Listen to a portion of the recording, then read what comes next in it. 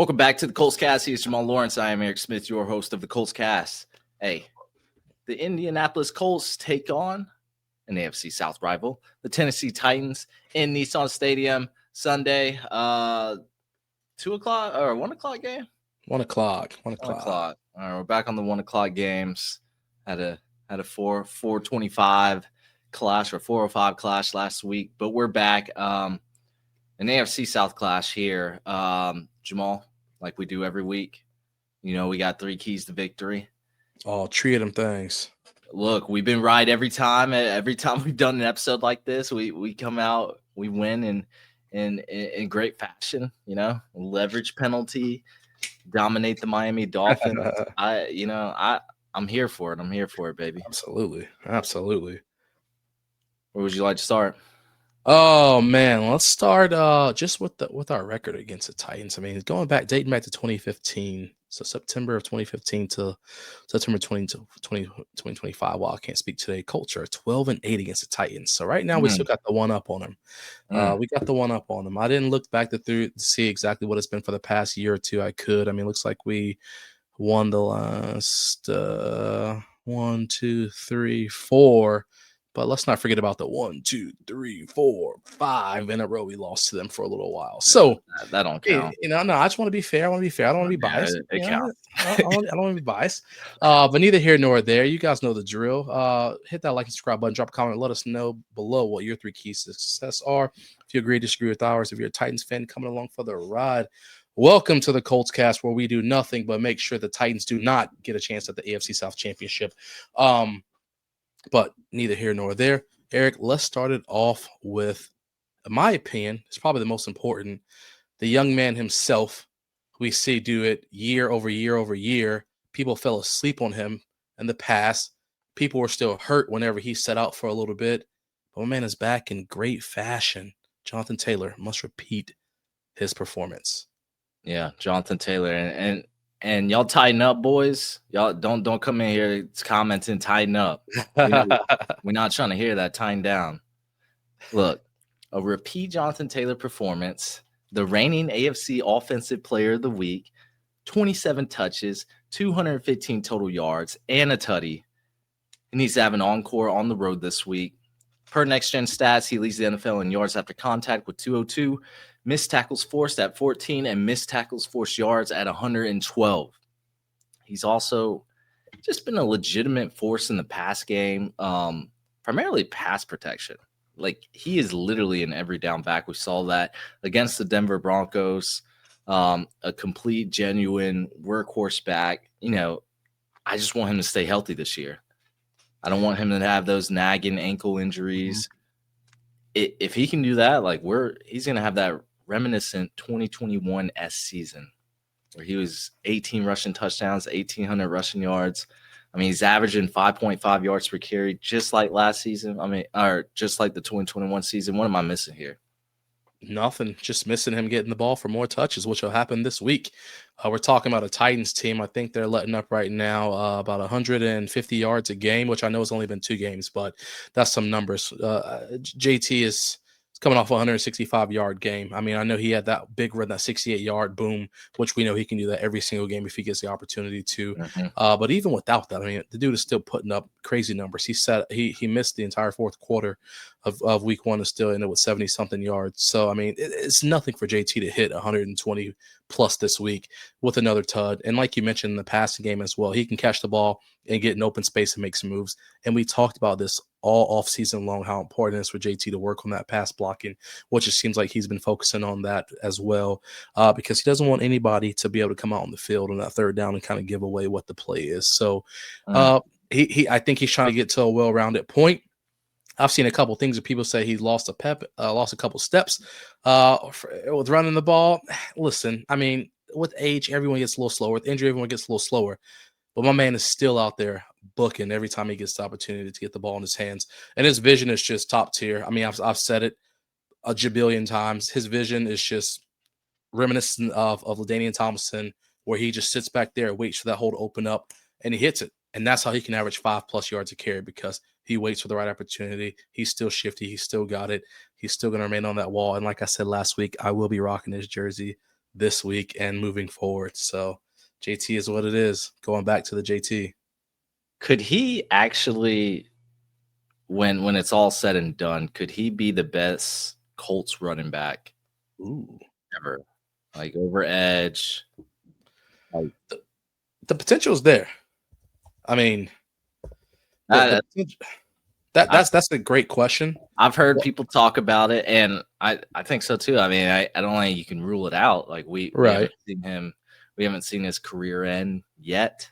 He's got plenty of more years left, so we'll see. But Edgerrin James was a beast. So Yeah, I mean, yeah, Edge. I mean, we're talking about a guy who during his Colts tenure, 1, 2, 3, 4, 5 out of the 7 seasons here, he had at least 1,100 or at least 1,200 yards. And realistically speaking, there were more like 1,500 plus yards. So I mean, he was a dog. I mean, that's gonna be hard to beat, no question about it. But JT is the guy, right?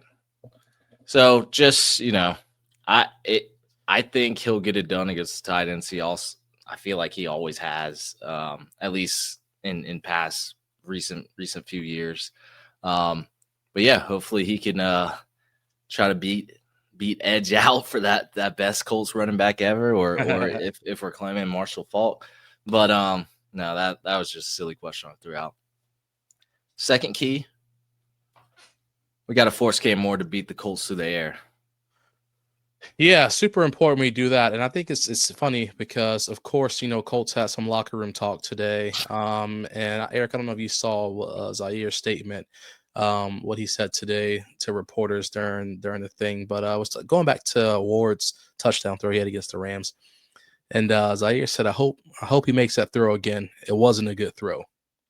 I hope he makes that throw again. It wasn't a good throw. Which throw? Which throw are we talking about? The throw where he threw, like, he ran out to like the sideline and threw all the way across his body for the touchdown. His first only touchdown he has so far. Yeah. And of course, let's not get ahead of ourselves. We know the context of what Zaire is saying is that, yeah, you shouldn't be running one direction and turn across your body and run and throw the ball as far as you can to the opposite end of the field. That's well, all right. I'm gonna put some respect on Cam Moore. That was an impressive throw. Hell of an impressive throw. When you have that kind of arm talent, I feel like you'll be okay in the NFL. Like, I don't know if the rest of his game will translate, but you can make that play in the red zone. I think Titans fans should be happy about that. Zaire cooking though. What was Zaire gonna do on that throw though? Yeah, well, that was my point. I'm like, listen, Ziggy, you can't be talking silly if you know you aren't gonna be out there in coverage for that one. But that's neither here nor there. We're not talking about. But the point is we like you mentioned, we got to make Cam throw the ball. I mean, Cam's been sacked 11 times through 2 games. He's been running around for his life right there. That Titans O-line. So the pressure has to be on. Make him throw the ball. Force him to throw in tight windows. Allow Cam Bynum to get another interception, allow Ward to get out there and lock it down.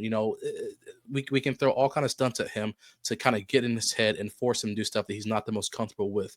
There's a reason he went number 1 in this draft. We saw what he did in Miami year over year while he was there. But the Colts have an opportunity right now with a defense that played not so hot last week to take a step back up to where they did in week 1 against the Dolphins and really put the pressure on Cam to make him throw into ugly tight windows, and we capitalize off those. He loves throwing in the tight windows though. Yeah. Like I've seen him. I'll be scouting him. I'll be seeing what he's doing to these teams. But I'm not about to tell you. I'm not about to sit here and just tell you like Cam Ward's garbage or anything. No. Be real. Nah, he is, bro. What's up? That dude a bust. You can say that. I'm not. No, let me stop. No, yeah, like I say, he's got some stuff. But from what I've seen, he's still struggling to read defenses consistently, at least. I mean, he's a rookie. That's fine and all, but at least through 2 games, like he's got like a 50% completion rate. You know what we were saying about Anthony Richardson? Like everybody was talking about it. So I want to hear that same stuff about Cam Ward. I think Louis Anarumo has a chance to have a field day against this guy. Gonna get after the young QB, confuse him. Really give this defense a chance to continue to reign king at that turnover differential for the Colts. And like you said, Jamal, 11 sacks. Like he's on pace to like take like 100 sacks almost. Like Yeah. that's not good. And you can say some of it's been on his offensive line, yada yada. But I mean, he's holding the ball really long. He's trying to make these plays that he did with that Ayo Manor touchdown in the end zone. And I get that, but I'm telling you, Ward, you better stop playing around. You're gonna be up in Ontario playing football. Like, let me play. Look, but if we can shut down Tony Pollard, because all they do is feed Pollard. I think Tyjae Spears is still hurt. I don't think he's on track to come back this week. But force Cam Ward into those second and longs, third and longs. I just think the defense wins that battle. I'm expecting Latu back, so this 4-man front should get a little better than we had last week, where Bo Nix was just virtually untouched. So like you said, I'm full and expecting like a Cam Bynum interception to make it 3 in a row. Mm-hmm. I want to see the most extravagant celebration to date. Like he's got to do better than his hip thrust with Blue. Like I need something new now, because that'll get into the fans' head. I'll make them walk out the stadium. You know what we got to do. But yeah, let's let the rookie try and beat us through the air. We're gonna have Charvarius Ward back. I think it looked like it. I think so. Expecting him back. Yeah, because we need to push Xavier Howard to depth. Yeah. Yeah. I don't want him to get picked on. We saw what happened with that. That was ugly drive for him. So yeah, we don't need those problems, man. Yeah. Like you said, let the D do their job. Go ahead and get that boy out of here. I'm not really scared of the Titans pass catchers, really. I don't like, again, they have one passing touchdown maybe through 2 games. Just one. Calvin Ridley, him and Cam Ward don't seem to be on the same page. And then it's just a bunch of rookies and old dudes like Tyler Lockett and stuff. So I'm not really worried. I'm not really worried about them. I mean, we have the superior offense to them, and we'll see if our defense can really shut them down on the road. On the road, though. On the road, that's right. There's no doubt about it. And they'll get the wheels turning, I'm sure, at some point, probably. But luckily for us, it ain't going to be this week. We're not going to mysteriously just get this thing fixed after the past 7 days. So we'll have a chance to get out there and have some fun, cause some damage for them. What we think for our third key? Third one. This is a fun one. I think we got to capitalize on penalties. And what I mean by that is Titans are the most penalized team through these 2 weeks, averaging 11.5 a game. That's a lot. Taking 11 and a half sacks, averaging 11.5 penalties. Boy, that's a lot. I mean, 3 first downs, baby. Simply put. And we're talking about a Colts team who I don't think Rick has seen the field yet. My man has not had to take a shower after the game. So, I mean, why not go ahead and take advantage of this and continue to score every single time we get a penalty against the Titans this week? We can move on downfield and get a score. And same when they're on the offensive side of the ball. Defense can get an opportunity to put them in the backfield, set them back even further. The writing's on the wall just for this one to continue to just be an ugly one for the Titans. And I just foresee that happen, especially because they're just clearly what we see. Not all of it, I'm sure. I haven't watched the Titans game, so I'm sure not all of it is straight discipline. I'm sure some of it there'll be some shaky Brian calls. Callahan out of there, bro. Like, but yeah, it's just something. Penalties country, let's ride. That's my best Russell Wilson. But yeah, I mean, I would say from an offensive standpoint for the Colts, like we're getting free first down. Like I would love that, or short yardage situations. We've been thriving in those. Even when their offense is on the field, like, again, I said second and longs, third and longs. Imagine starting 1st and 20. So, like, it's just it's good to stay disciplined. Obviously, they haven't. But from an offensive standpoint, I'd rather see a touchdown rather than a field goal. So, like, you know, Spencer Schrader's been perfect. He's been great for us. But, like, when we're getting those red zone opportunities, like, The Colts have only scored a touchdown on 41.67% of the red zone opportunities. So I'd love to see that number north of like 60, like 2 out of 3 times where we're in that red zone. Let's get a touchdown, because those extra 3 and 4 points that they can do numbers. But yeah, let the Titans be undisciplined, take advantage of whether that's on offense or defense. We might get another bailout. We shouldn't need it against the Titans, but we'll get another bailout, because look, the leverage probably should have been called. I went back and watched it, but like, just the process of getting the field goal position for that by Shane Steichen was a little questionable. If he does some silly shit like that again, I'll put his ass down the offensive coordinator.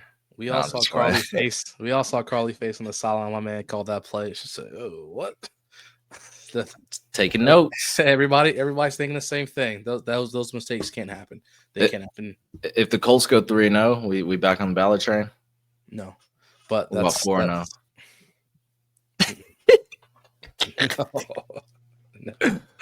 No. I don't know about everybody. We're not there yet. Not quite. You might be there. Maybe, just not today, and not next week or the week after that. I don't know. The week after that, you might. You might come around. Yeah, we'll see. Fuck around and beat the Rams on the road. Come back, beat the Raiders for 5-0. Like, you might be like, all right, Ballard. It's wild what happens when you do your job. It's just productivity. It's just that simple. He could have been productive for years. Wouldn't even have these conversations. Apparently, Anthony Richardson is just bad. I mean, they gave up on him. No, I mean, let's call a spade a spade. Yeah. I mean, I guess that's the case. Either they gave up on him and maybe he wasn't ready, or they failed him. Either way, like I don't know. I mean, the Colts are successful right now. You kind of have to ride the hot hand, right?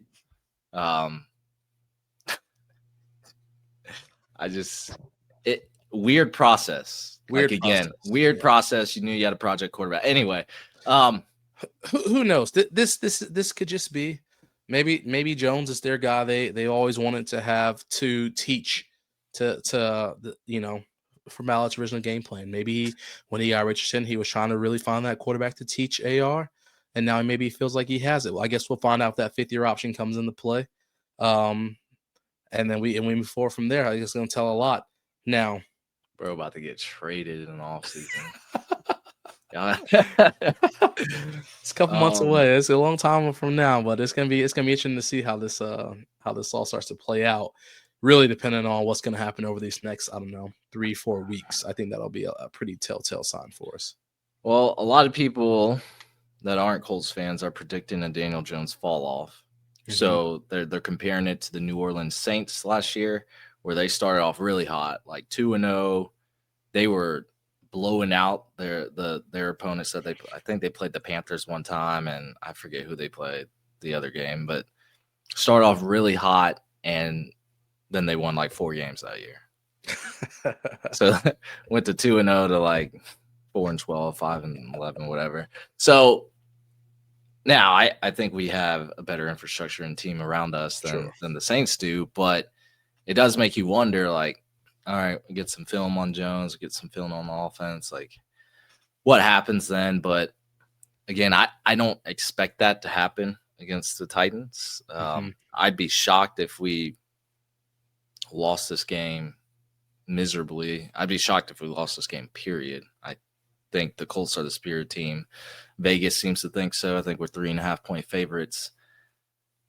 This should be the 3-0 start that the Colts haven't seen, since the Ottoman Empire fall. So yeah, you're right. It should be. It should be. Yeah, but like it's only a matter of time before reality kicks in. I think once the Colts have a game where they get stopped on a couple offensive drives, then we can kind of see. Right now, we're still riding the glory high, and I'll take the high as long as we can. But reality is set in, and hopefully it's not this game. Like you said, we should clean house on this one pretty easily.